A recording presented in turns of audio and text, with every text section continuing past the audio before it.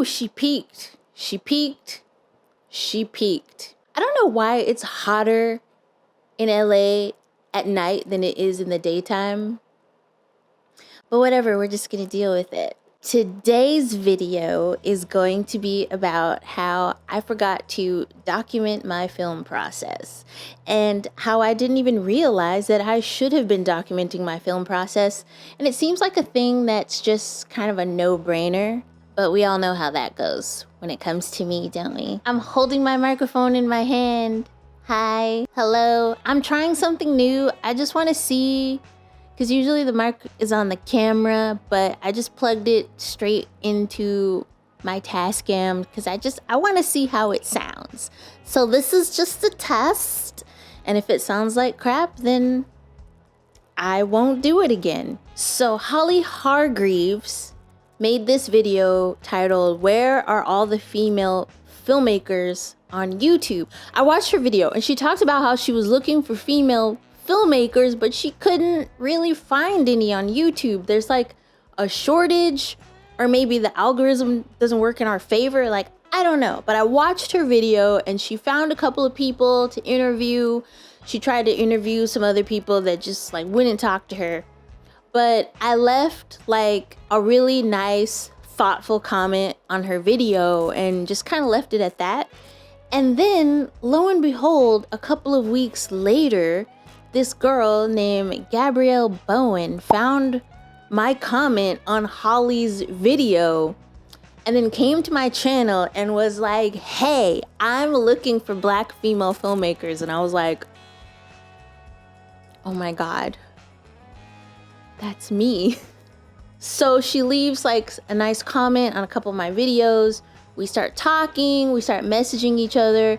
I watched some videos on her channel, and she has some videos that she made when she was in college, and she's doing a video every day in August, the 30-day film challenge, which I think is really cool. You should definitely check out.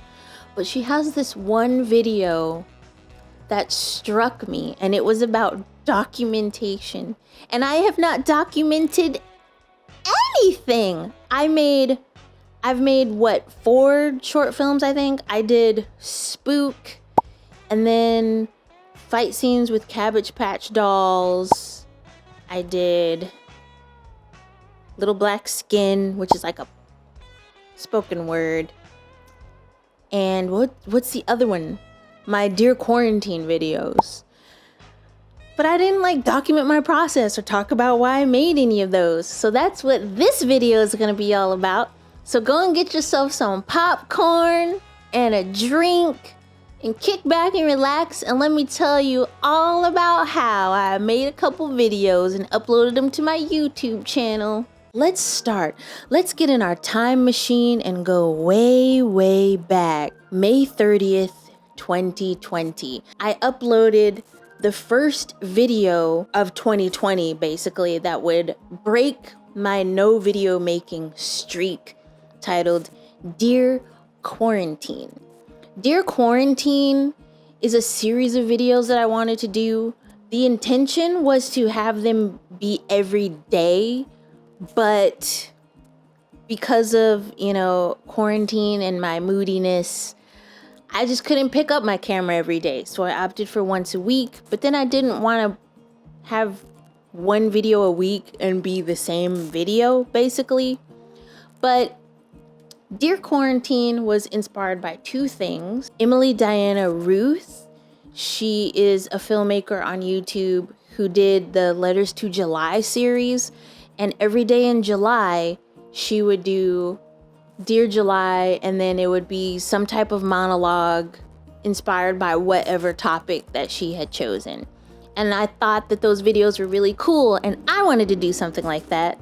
Also, if you've been on YouTube for a long time, you'll know about this YouTuber called Mimi Molly, who coined the Dear Body video, which was basically a letter to her body, thanking her legs for taking her places, and thanking her hands, and just thanking parts of her body for existing and helping her carry out tasks throughout her life. And I always thought those videos were really cool, and I kind of wanted to do something like that. So I decided to make these Dear Quarantine videos.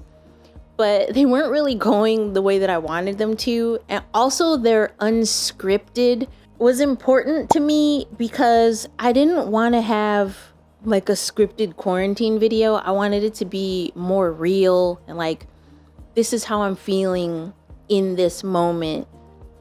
This is what it's like to sit around in your space and do nothing and have nothing to do. And I know a lot of people are still working right now, like essential workers are still working, and some people aren't working and are doing the same thing I'm doing, where they're just at home every day, just watching Netflix. Like, I don't know how many more Netflix series I can realistically watch, but here we are and we're doing it. After Dear Quarantine, I was like, okay, what should I upload now? And I wanted to upload I want to do short films. I want to do more short films on my channel.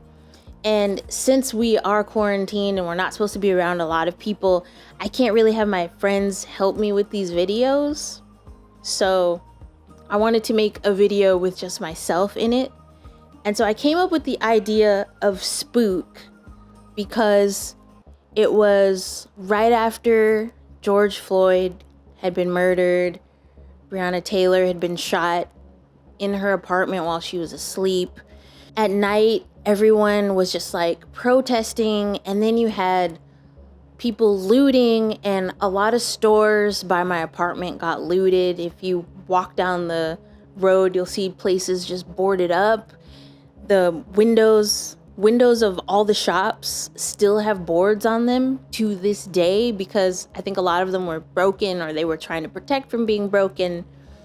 And it was just a scary time. I could hear like fireworks going off and maybe like flares. I don't know if it was gunfire, but it was just a really scary and unsettling time for me. And I was in my apartment just feeling unsafe in my apartment because I'm thinking in my head, if Breonna Taylor wasn't safe in her apartment sleeping and she had never done a single bad thing to anybody, then how do I know I'm safe? So the inspiration for Spook came from just feeling unsafe in my own apartment, even though I'm not doing anything to anybody and I haven't hurt anyone, but I had this anxiety, I had this fear, and I would just curl up next to my bed at night, just like holding my knees and listening to all the chaos outside because it was really crazy, like how insane everything was for that span of time. And I don't know, I freaked out. So I made Spook. It took me 6 days. I wrote a script, I made a shot list, and I shot the whole thing by myself. I looked up camera tricks at the end when I get sucked under the bed and the camera just kind of goes crazy. Like, I researched how to do that because I didn't know how to do that. I'm editing in Premiere. And so I was looking at Premiere videos, like, how can I make this look cool? The only thing I didn't do really was any kind of color correction because I don't really have a lot of experience with that, but I will try in future videos. Next, we have fight scene with Cabbage Patch dolls. So I love Cabbage Patch dolls, okay? My mom loves the ceramic dolls that look a little bit more human, and some of them are very creepy, and she just has them on display at her house. And she's always asking me, like, if you see any dolls in thrift shops in LA, buy them for me. And I'm like, okay, Mom. Honestly, I haven't seen any dolls when I go to thrift shops. I can't remember the last time I've been to a thrift shop, honestly. I think it's been, the last time I was at a thrift shop was probably last year when I bought my blazers. I bought 2 blazers because I was teaching classes at work and I wanted to look like professional but not girly, just kind of like a little gay. And so I got these blazers that are like super cool. They're men's blazers because I don't like women's blazers, but I feel like that's a whole different kind of video. We're not going to talk about that. But anyway, I bought these 2 blazers. It was super cool. But anytime I've gone to thrift shops, I haven't found dolls. So Mom, if you're watching this, I'm sorry, I couldn't find any dolls. And the idea was to have 2 dolls, like 2 boys fighting over a girl. and then I would subvert the expectation of her choosing one of them, and she ends up going off with another girl. Like, I'm starting to notice a pattern with everything I write being like a little queer, so it is what it is. That's what it's about. It's about dolls, and I just wanted to like have fun and be funny, because I was my 4 previous videos before I uploaded the Cabbage Patch doll video were like very serious, you know, like Dear Quarantine is serious and Spook was serious.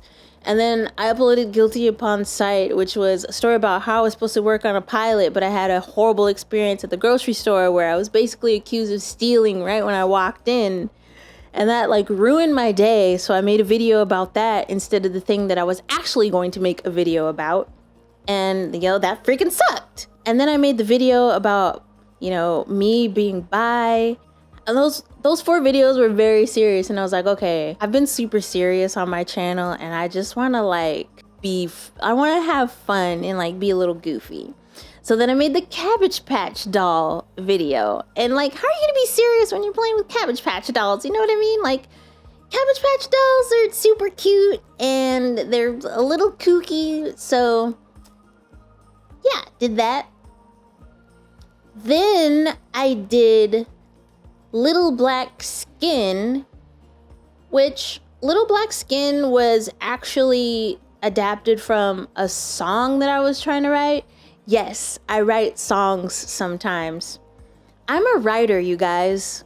I write everything. I was trying to tweak it in GarageBand, but I didn't really like the way it was turning out. So I was like, you know what? I'm not gonna do this anymore.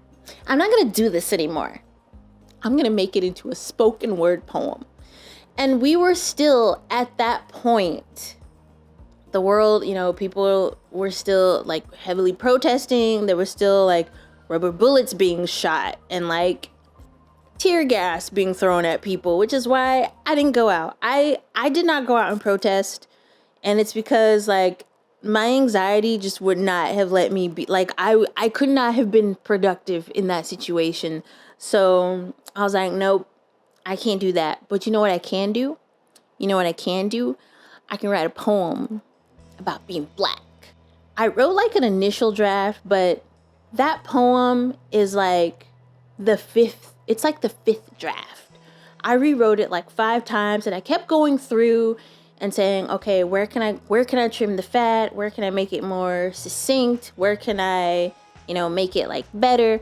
Because I kind of wanted it to flow. It was also a way for me to repurpose a project into something else. So all that to say, if you're going to make films, document your process. I'm probably gonna start setting up maybe my phone until I get a second camera, or maybe I'll set up one of my older cameras. It'll be in a different aspect ratio, but I will have a document of, me filming myself, and then I can sit down and talk about like how I made it and why I made it and how I was feeling and stuff like that. I just want to take this moment to thank all the new subscribers that are here. If you've been here for a while, thank you for coming back. I really appreciate it. I started a bullet journal to write down everything because I'm tired of having scraps of paper and notes everywhere, and notes in my phone, and notes on the wall, and notes in my backpack, and notes I just have notes everywhere. It's getting on my nerves. So I made this bullet journal. I'm gonna try it out for a few months, and if it works, I'll do a flip through and I'll let you guys know how it worked out for me. I don't know if it's gonna work out for me though, because it's hard for me to stick to planners and journals and things like that, because I just have a very chaotic energy and I can't just write in a planner. I've never been able to do that at any point in my life. I love the idea of like planning in a planner, but then actually doing it is like, I just can't. So I'm trying this new way. I'll let you know how it is, if I recommend it, how I feel about it. Thank you for watching this, and I will see you in the next one. Bye. Video.